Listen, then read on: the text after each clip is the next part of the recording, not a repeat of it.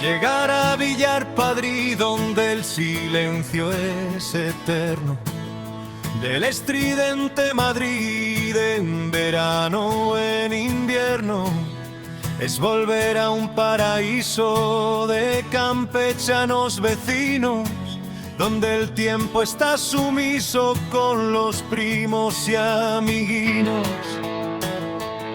Te recibe de soslayo a la subida de Jera, en su ermita San Pelayo, tras dejar la carretera.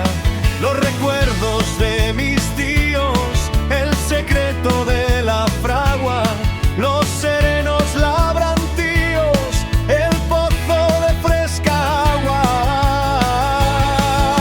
La lágrima en la mejilla, el hórreo que no envejece, el olor a mantequilla, la mente que se entristece. Todo allí sigue presente, la casa con los manzanos, mirando al bar y vivente, los robledales cercanos.